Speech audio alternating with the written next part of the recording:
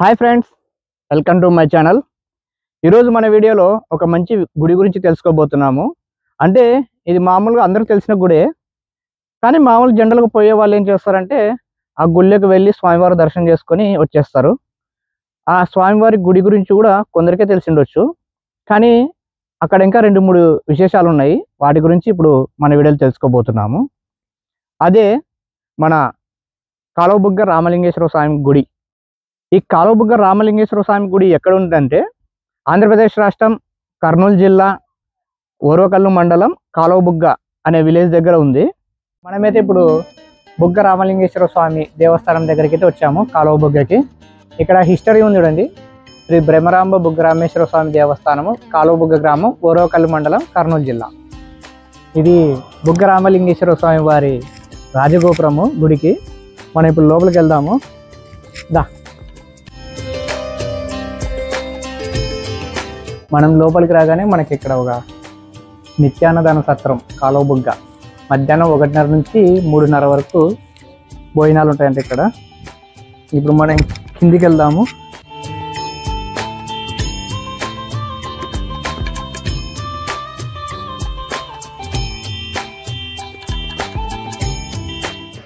మనం గుడి దగ్గరికి ప్రవేశించగానే గుడి ప్రాంగణం చాలా విశాలంగా ఉంటుంది.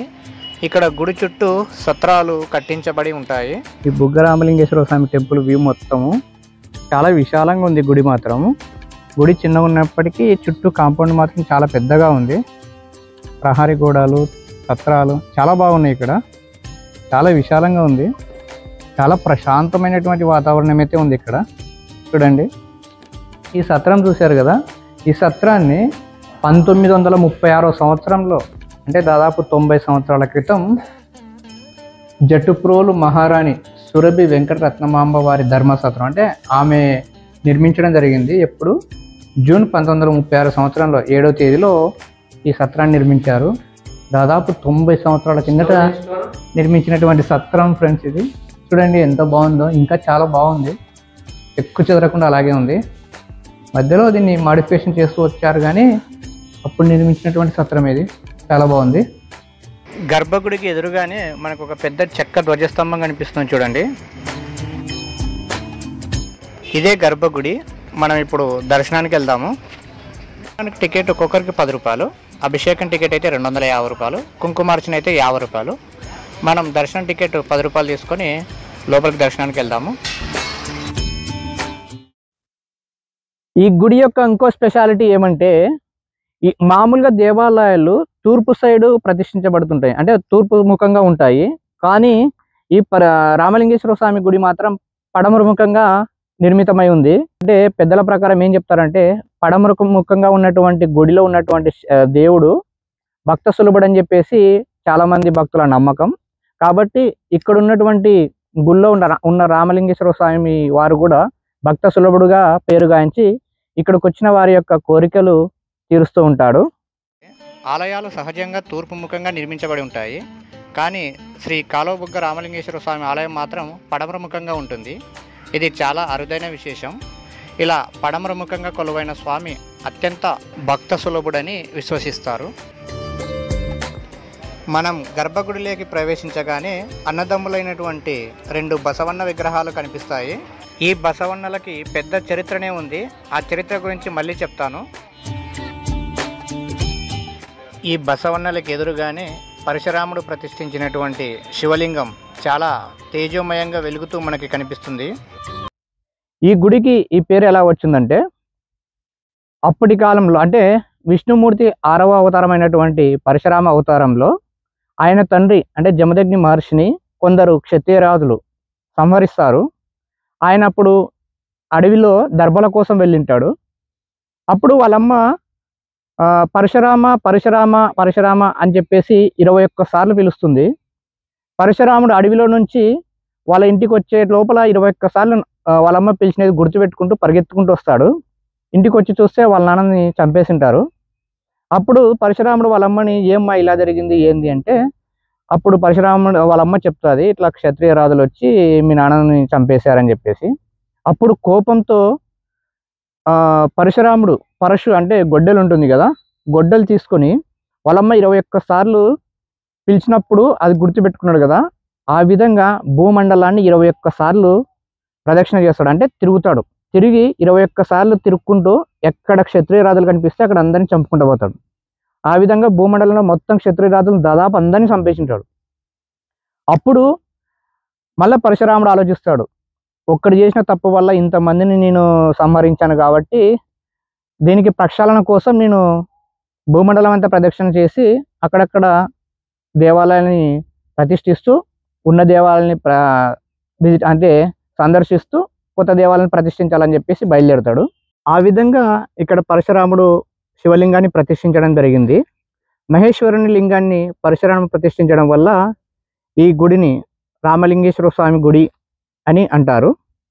ఇక్కడ సహజ సిద్ధంగా ఏర్పడినటువంటి నీటి బుగ్గ, అంటే నీటి బుగ్గ నుంచి ఎప్పుడు నీళ్లు ప్రవహించేవి. ఆ బుగ్గల నుంచి వచ్చిన నీళ్లు కాలువలాగా ప్రవహించి ఇక్కడ ఉన్నటువంటి ప్రాంతాలు అంటే కాలువ అనే విలేజ్ ప్లస్ హుసేనాపురం అనే గ్రామాన్ని సస్యశ్యామలం చేస్తుంది. ఆ విధంగా నీటి బుగ్గల నుంచి వచ్చిన నీరు కాలువలాగా ప్రవహించడం వల్ల ఈ ఊరిని కాలువ బుగ్గ అని పేరు వచ్చింది. ఈ విధంగా ఇక్కడ ఉన్నటువంటి గుడిని కాలువ బుగ్గ రామలింగేశ్వర స్వామి గుడి అని పిలుస్తారు. ఈ శివలింగాన్ని పరశురాముడు ప్రతిష్ఠించడం వల్ల ఈ స్వామివారికి రామలింగేశ్వర స్వామి అని పేరు వచ్చినది.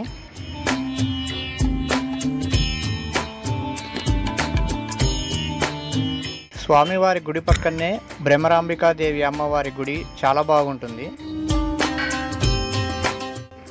అమ్మవారి గుడి పక్కనే వీరభద్ర స్వామివారి గుడి కూడా ఉంటుంది.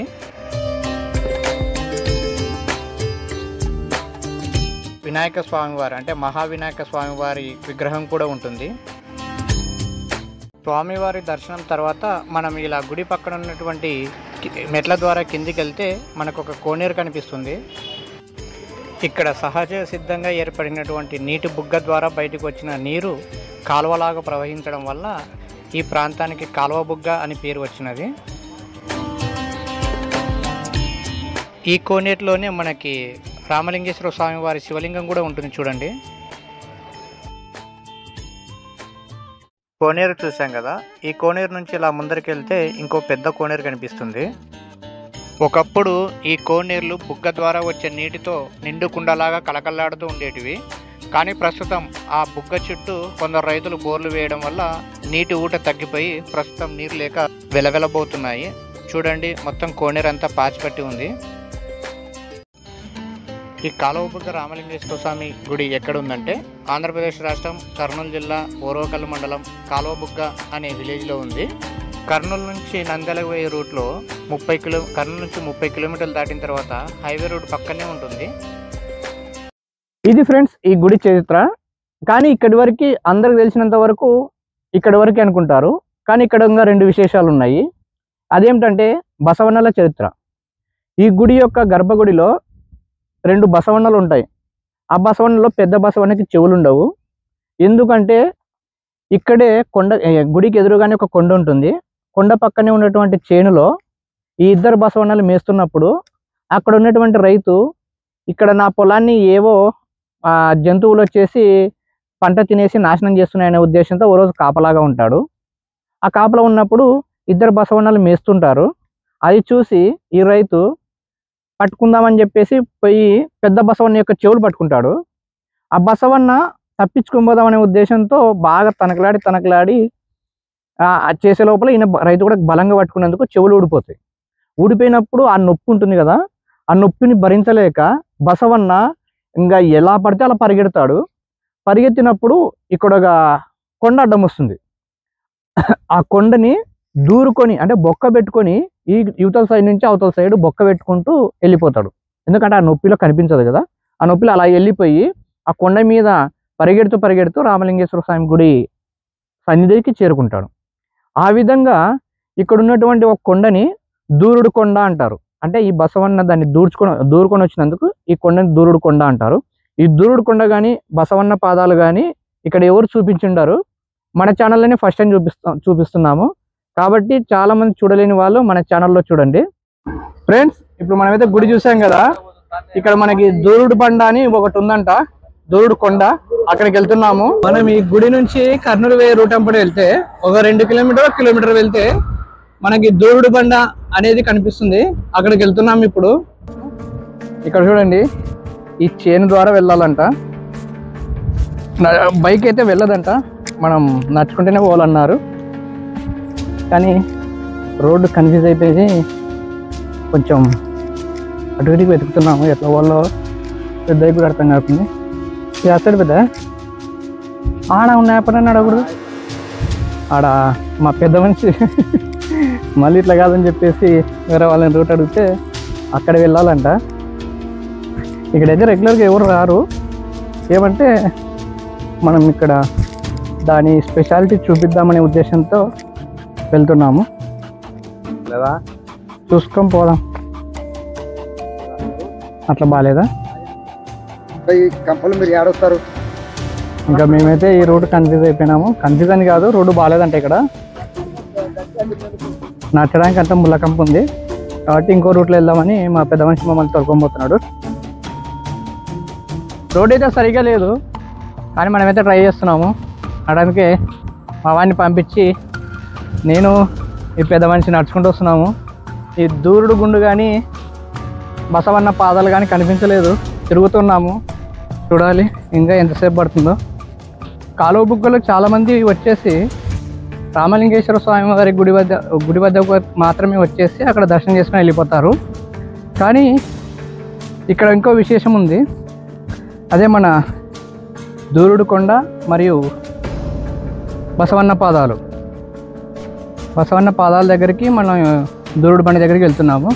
ఇక్కడ చాలామంది వచ్చిండరు, చాలామంది చూసిండరు కూడా. కాబట్టి వాళ్ళ కోసం మేము చూపించాలనే ఉద్దేశంతో వెళ్తున్నాము. ఏమంటే కొంచెం రోడ్డు కన్ఫ్యూజ్ అయిపోయి తిరగాల్సి వస్తున్నాము.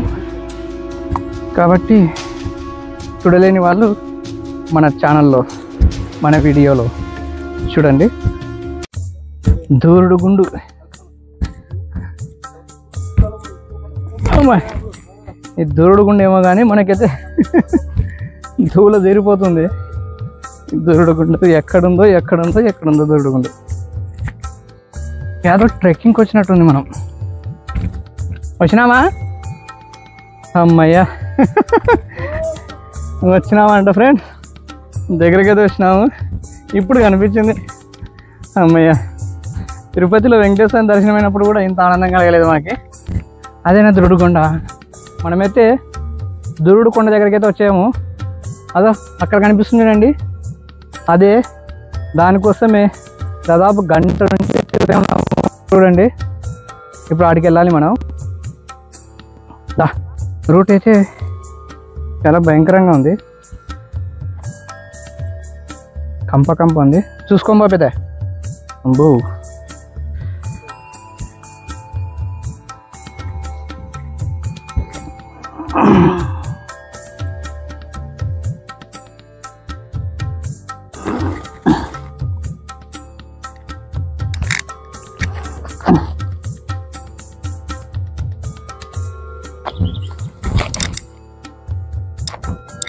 అన్నమయ్య బయటకైతే వచ్చినాం, దగ్గరికైతే వచ్చినాం. కానీ రోడ్డు సరిగ్గా లేదు, రూటే లేదు అసలు నడవడానికి. ఇంత ముళ్ళకంప. పైకి అయితే ఎక్కుదాము, ఎందుకంటే ఎక్కడానికి కొంచెం ఇబ్బంది ఉంది. నైస్గా ఉంది కొండ అయితే. ఓకే, తేనె కొత్తగా చూపినట్టున్నారు, ఏం లేదు. ఫ్రెండ్స్, మనమైతే దూరుడు కొండ దగ్గరికి అయితే చేరుకున్నాము. ఇదే దూరుడు కొండ. చూపిరట్లా కింద చూడండి. బొక్క ఇక్కడ నుంచి ఆ లాస్ట్కి ఎట్లా ఉందో, ఎంత పెద్దగా ఉందో.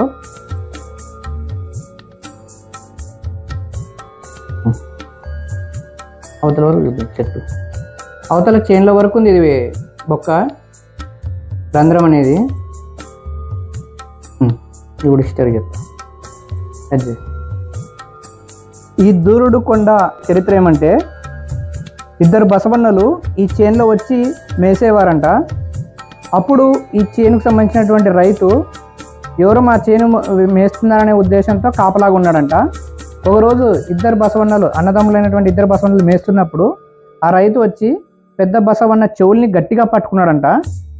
అప్పుడు ఆ బసవన్న విదిలించుకోవడానికి ట్రై చేయగా రెండు చెవులు ఊడిపోయినాయి. ఆ నొప్పికి భరించలేక బసవన్న ఇంకా ఎక్కడికి వెళ్తున్నాడో తెలియక పరిగెత్తుకుంటూ వెళ్తున్నాడంట. అప్పుడు ఈ కొండ అడ్డం వచ్చినప్పుడు కొండని బొక్క పెట్టుకొని మరీ బయటకు వచ్చేసి రామలింగేశ్వర స్వామి దేవస్థానానికి చేరుకున్నాడు. ఈ బొక్క ద్వారా దూరుకొని బయటకు వచ్చినందుకు దీన్ని దూరుడు కొండ అని అంటారు. ఫస్ట్ టైం ఫ్రెండ్స్, చాలామంది అయితే బుగ్గ రామలింగేశ్వర స్వామి టెంపుల్ దగ్గరకు వచ్చి ఆ టెంపుల్ వరకు కవర్ చేసుకొని పోతారు. నాకు తెలిసి ఈ దూరుడు కొండ గురించి అయితే నాకు తెలిసి యూట్యూబ్లో ఇంతవరకు అయితే వీడియో ఉండదు. ఉండింటే కామెంట్ చేయండి, నేనైతే చూడలేదు. మన ఛానల్లోనే ఫస్ట్ టైం చూపిస్తున్నాను అని అనుకుంటున్నాను. చూడండి, ఇక్కడికి చాలామంది రాలేరు కాబట్టి మన ఛానల్లో చూడండి మన వీడియోలో. ఫ్రెండ్స్, మనమైతే ఇప్పుడు బసవన్న పాదాల దగ్గరకు వచ్చాము. అదే ఇవన్నీ బసవన్న వారి పాదాలే. చూడండి, ఆ నొప్పితో ఆయన ఎక్కడికి వెళ్తున్నాడో తెలియక కొండ అడ్డం ఉంటే దాన్ని పగలగొట్టుకొని దూరి కాలువబుగ్గలైనటువంటి రామలింగేశ్వర స్వామి దగ్గరికి చేరుకున్నాడంట. ఆ విధంగా ఏర్పడినటువంటి పాదాలని బసవన్న అంటారు. చూడండి, ఇవన్నీ అచ్చులు. ఇది ఫ్రెండ్స్ ఇవాళ వీడియో. ఈ వీడియో నచ్చిందని అనుకుంటున్నాను. వీడియో నచ్చితే లైక్ చేయండి, షేర్ చేయండి, అలాగే ఎలా ఉందో కామెంట్ చేయండి. ఇలాంటి మరిన్ని వీడియోస్ కోసం మన ఛానల్ని సబ్స్క్రైబ్ చేసుకోండి. మరో మంచి వీడియోతో మరోసారి కలుద్దాం. అంతవరకు సెలవు. బాయ్.